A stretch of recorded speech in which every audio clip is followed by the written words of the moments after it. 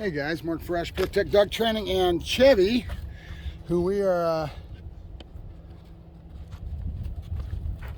got another week or so with. This is all puppy development. He came off the plane 16, 17 weeks old, and being a Presa Canario,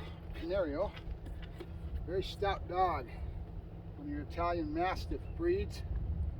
So my biggest thing with him is to be able to give him a good start in life with no good and yes, communication baseboard, a lot of saturation of public, understanding how to follow lure, okay, all the things that we need with our communication baseboard. With him being such a large dog and so stout, very important that you keep this work up and that you keep making sure that you get him out in public as much as you can. As he matures into the real dog, he is going to be a challenge. If you leave him in the backyard, you let him get fired up and rehearsing behaviors like chasing that back fence, okay? Getting excited because you're gone to work all day long and you leave this dog out in the backyard. You're playing right into his genetic stamp, and you end up having a dog that ends up becoming such an aggression problem that it's going to be a lot of work to solve.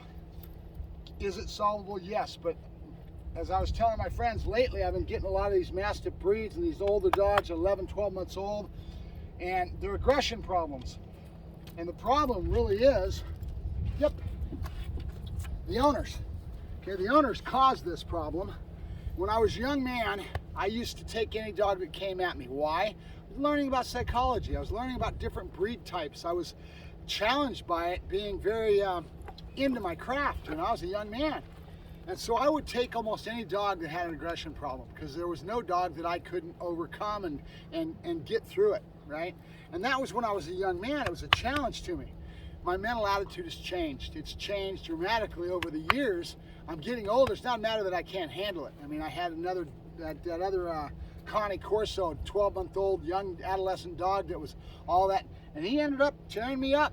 I ended up slipping and falling. He was all over, and it was classic. I mean, all the noise and, teeth everywhere. It sounds like it's, severe, but this dog had never been taught to bite like we teach our dogs to bite with Malinois and German Shepherds. All the development we do is for a reason. Okay, that's a real bite, where a dog comes in, crunches, and crunch bites, right, and takes you down. That's a trained dog. A dog that's not trained, a lot of times that aggression will come on and he'll be going after you, but he's really not trying to crunch bite, right? It's a lot of noise. That's where that dog was. A lot of noise all over the place, and he nicked me all over, and I fell down, and it was kind of a sloppy mess, okay? Things happen.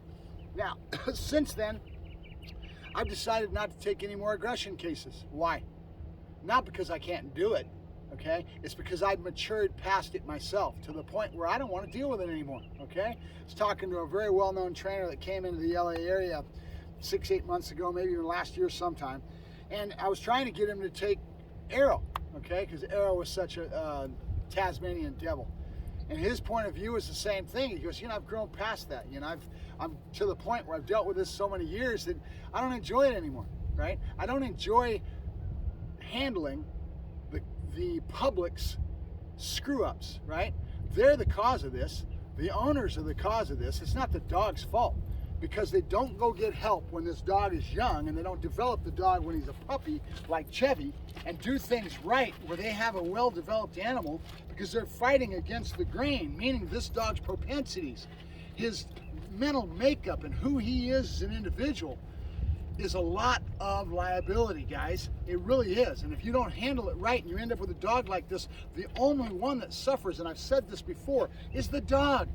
And I'm mad and I'm angry right now at the general public as a whole, because I keep getting these dogs, and I've gotten to the point where I am not gonna, it irritates the hell out of me. Are there trainers out there that can and will? Yeah. Can I? Yes. But I don't want to deal with it because it's not enjoyable.